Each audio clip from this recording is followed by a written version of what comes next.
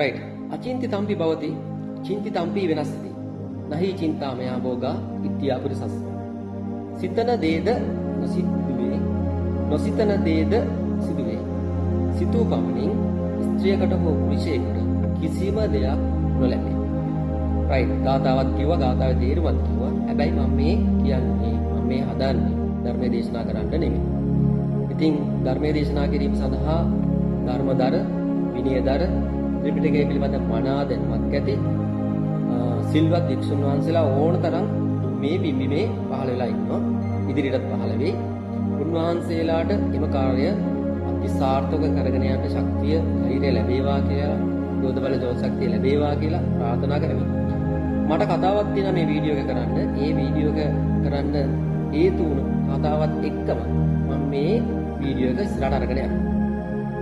දැන් 2020 ආරම්භ වෙනවනේ. 2020 ආරම්භ වෙනකොට මම මගේ පන්ති වල ළමයින්ට කිව්වා, ළමයිනේ මේක තමයි ඔයගොල්ලන්ගේ අවුරුද්ද. ඔයගොල්ලන්ට සිද්ධ වෙනවා විභාගෙට මුහුණ දෙන්න මේ අවුරුද්දේදී.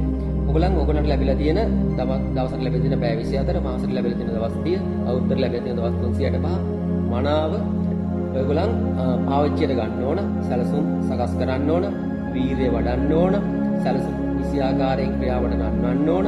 එතකොට ඔයගොල්ලන් හිතන A level කරන ළමයින්ට A 3ක්, O level කරන ළමයින්ට A 9ක් ලැබෙනවා. මෙහෙම කිව්වට පස්සේ එක ළමයෙක් කිව්වා, "සර් ඔක කරාට හරියන්නේ නැහැ. ඔක තේරුම් ගන්න නැහැ. අපි හිතන දේ වෙන්නේ නැහැ. කවදාවත් හිතන දේ වෙන්නේ නැහැ. වෙන දේ හිතා ගන්න බෑ. නිසා ඔක තේරුම් ගන්න නැහැ. වැඩක් නැහැ. පාඩම් කරලා වැඩක් නැහැ" කියලා කිව්වා. ඊට පස්සේ මම ඒ ළමයාගෙන් අහුවා, "පුතේ දැන් ඔයා A level කරන්න ආවේ O level පාස් වෙලානේ. ඔයගොල්ලන් ඔයා O level පාස් වෙනවා කියලා හිතලා පාස් වුණාද නැත්නම් ඔයා හිතලා ඒක ක්‍රියාවට නන්වලා පාඩම් කරලා වීරිය වඩලා ක්ලාස් ගිහිල්ලා ඉස්කෝලේ ගිහිල්ලා ඒ ක්‍රියාව විෂයාකාරයෙන් ක්‍රියාවට නන්නු නිසාද පාස් වෙන්නේ කියලා." ඉතින් ළමයාගේ උත්තරේ ඉතින් සරල උත්තරේ දන්නවනේ ඉතින්. හිතුවා, ක්‍රියාවට නැංගුවා, ඒක ක්‍රියාවල ප්‍රතිඵලයක් විදිහට ඒ ළමයා ආවා. right. ඒ හින්දා තමයි ඒ ලෙවල් වලට ආවේ. එහෙනම් දැන් ඉතින් පැහැදිලි කිරීම අවසానයි. හිතා හිටියා කියලා කිසිම දෙයක් වෙන්නේ නැහැ. සිතුවිල්ල ක්‍රියාවට නැන්වීම මතමයි ඒ සිතුවිල්ල ප්‍රතිඵල ගණිත කරන්නේ. right. දැන් එනවා මම වීඩියෝ පටන් ගන්නම්. වීඩියෝ පටන් ගන්නම් කියන්නේ ප්‍රධාන මාතෘකාවට ඔන්න දැන් පූරිකාව ගත්තා. දැන් මම මේ වීඩියෝ එක කරන්න හේතුව තමයි දැන් මේ කියන අචින්ති තම්පි භවති චින්ති තම්පි විනාශති. මේ ලෝකේ කවදාවත් හිතන දේ වෙන්නේ වෙන දේ හිතා ගන්න බෑ කියන එක සමාජගත වීම මත අර ළමයා වගේ තවත් ළමයි ඇති ඩිමෝටිවේට් වෙලා අධෛර්යයටපත්. ඒ ළමයා වගේ තවත් වැඩි හිටියෝ ඇති ඩිමෝටිවේට් වෙලා අධෛර්යයටපත් වෙලා. ඉතින් අන්න ඒගොල්ලන් අරමුණු කරගෙන තමයි මම මේ වීඩියෝ එක කරන්නේ. right. මහා සර්ධමේක ජාතකයේ ජනක කියන රජතුමා තමයි මේ ගාථාව කියන්නේ. ඉතින් මේ ගාථාව සමස්ත තේරුම ගත්තාම මේ ගාථාවේ කියන්නේ වීරිය නොවැඩුවොත් අපි කවදාවත් හිතන දේ වෙන්නේ වෙන දේ හිතා ගන්න බෑ කියලා. එහෙම නැතුව මේ ගාථාවේ කොහෙවත් කියන්නේ කවදාවත් අපි හිතන දේ වෙන්නේ වෙන දේ හිතා ගන්න බෑ කියලා. කවදාවත් කොතනකවත් කියන්නේ. ඒ නිසා දැන් මේක සමාජගත වෙලා තියෙන විදිහේ වැරද්දක් තියෙනවා.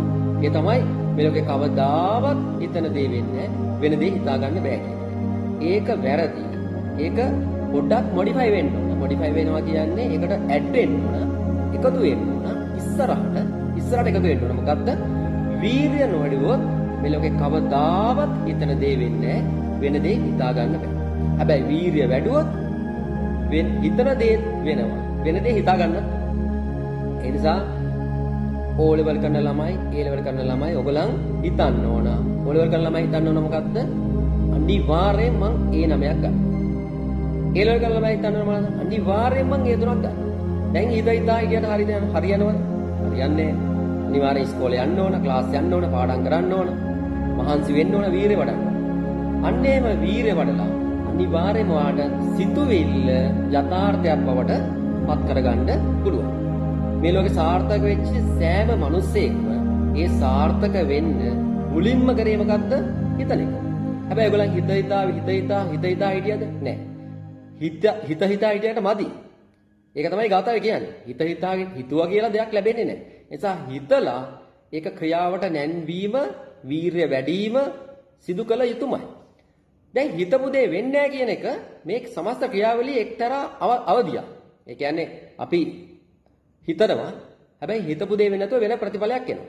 ඒ කියන්නේ ඒ ප්‍රතිඵලයේ ජනිත කරන්නේ ඔයා හිතපු දේ ක්‍රියාවට නන්වනකොට ක්‍රියාවේ තියෙන වැරද්ද. ක්‍රියාව වැරදි වුණ ගමන්ම ප්‍රතිඵලය වැරදි වෙනවා. දැන් විභාගයකට නම් විභාගයට පාඩම් කරන විදිය වැරදුන ගමන්ම ඔයා විභාගයේ ෆේල් වෙනවා. එතකොට ඔයා මොනවද කරන්න ඕන? ඔයා විභාගය පාස් වෙන්න විදිහට ඔයාගේ පාඩම් කිරීමේ සැලැස්ම වෙනස් කරන්න ඕන. ඒ වෙනස් කිරීම තුළ තමයි ඔයාගේ නිසි ප්‍රතිඵල එන්නේ. ඒ කියන්නේ හිතුවගේ සිතිවිල්ල ප්‍රශ්නයක් නෙමෙයි තියෙන්නේ. ප්‍රතිඵලයත් එක්ක සම්බන්ධ වෙන්නේ ඍජුව සම්බන්ධ වෙන්නේ පුතේ සිතුවිල්ල නෙමෙයි. සිතුවිල්ල ක්‍රියාවට නැන්වීමයි අන්න ඒ දෙකේ එකතුව තමයි ප්‍රතිඵලයත් එක්ක සම්බන්ධ වෙන්නේ. ඒ නිසා හොඳට තේරුම් ගන්න හිතුවා කියලා කිසිම දෙයක් වෙන්නේ සිතලා බොහොම යහපත් විදියට වීරිය වඩලා සැලසුම් සකස් කරලා ක්‍රියාවට නැන්වීමමයි ඔයාට ඒ සිතුවිල්ල යථාර්ථයක් බවට පත් කරගන්න පුළුවන්. ඒ නිසා දැන් ඔය සමාජගත වෙලා තියෙන බාගෙට සමාජගත වෙලා තියෙන මේ ලෝකේ කවදාවත් හිතන දේ වෙන්නේ වෙන දේ හිතා ගන්න බෑ කියන එකට මුලින් ඔයගොල්ලන් හොඳට ඔළුවට දාගන්න මේ අලුත් අවුරුද්දේ හොඳට ඔළුවට දාගන්න වීරිය නොවැඩුවොත් මේ ලෝකේ කවදාවත් හිතන දේ වෙන්නේ වෙන දේ හිතා ගන්න බෑ. වීරිය වැඩුවොත් අපිට අනිවාර්යයෙන්ම හිතන දේ වෙනවා වෙන දේ හිතා ගන්නත් පුළුවන්. ඉතින් හරිම සරලයි මේ කතාව. ඒ නිසා බොහෝම විචාර බුද්ධියෙන් පුතේ සෑම දෙයක් ගැනම බලන්න ඕන. ඒ කියන්නේ ඇහෙන දේවල් ඒ විදිහටම හරි කියලා පිළිගන්න එපා. ඔයගලන්ට විචාර බුද්ධිය කියන එක අනිවාර්යයෙන්ම ඔයගලන් හදා ගන්න ඕන එක. විචාර බුද්ධිය කියන එක හදා ගන්න ඕන.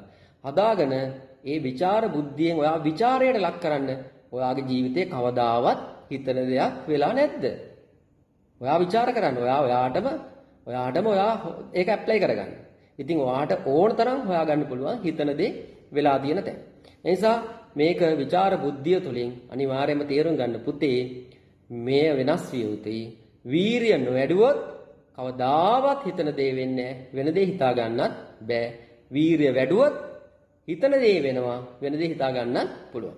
ඒ නිසා මේ ලෝකයේ සියලුම මිනිස්සුන්ට ළමයින්ට මිනිස්සුන්ට සේරටම විචාර බුද්ධිය පහළ වේවා කියලා මේ අවුරුද්දේ ප්‍රාර්ථනා කරගෙන මම මගේ වීඩියෝ එක අවසන් කරනවා. මෙච්චරලා මේ වීඩියෝ බලපු හැමෝටම ගොඩක් පිං.